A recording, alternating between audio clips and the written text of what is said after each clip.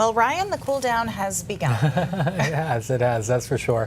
Over the next 6 days, I think it's a pretty good bet temperatures are average or below. It's going to be an unsettled stretch, but not a complete washout. Okay, that's encouraging. Yeah, and I think the weekend's got time. Saturday afternoon, Sunday morning, mainly dry. Okay. We've been talking about all week the potential for a little snow up in the mountains.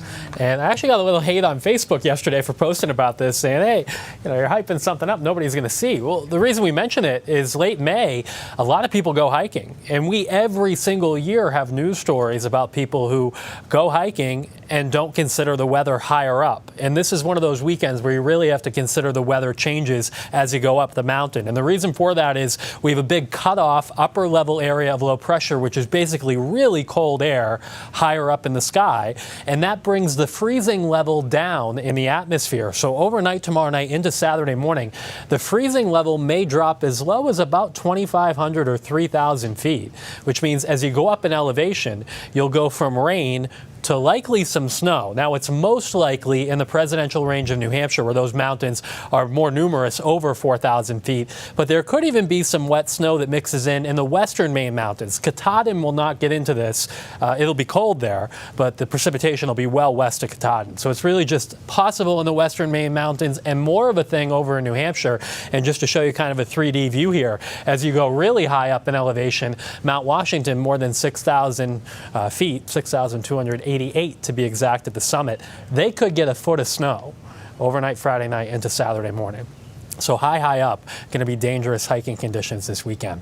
Right now, not too much out there, just a few spot sprinkles. Temps are in the 40s north, an indication of the cool air coming south, but still quite mild in southern Maine in the upper 60s. There's a chance for a very brief sprinkle this evening, but most of tonight is going to be dry. And we'll start tomorrow morning with a little sun. Overall, it turns mostly cloudy, but much of the morning hours tomorrow are dry, other than maybe a brief shower. It's later in the day tomorrow. This area of rain comes into western and southern Maine, and it is going to pour from about Waterville south and west tomorrow night. If you're east and north of Waterville, it's a cold night, but it's going to be dry here in eastern and northern Maine, while we have a driving rain in southern and western Maine that'll pour overnight with a gusty northeast wind that on the south coast could gust up to about 35 miles per hour late tomorrow night and very early on Saturday. But here's noon, and at that point the rain is exiting to the south. In the afternoon, it'll be much drier. Potential is there for more than 2 inches of rain in southern and western Maine, and it's not going to warm up much on Saturday. Highs only in the 50s, even though the rain ends by midday. Sunday a little milder, back into the 60s, but we could pop up a shower or maybe a rumble of thunder Sunday afternoon. Tomorrow is a quiet day on the water, but gale warnings are up for Saturday morning and early afternoon as that northeast wind really howls on the water. So tomorrow, most of the rain is going to be in southern and western Maine later in the day and at night.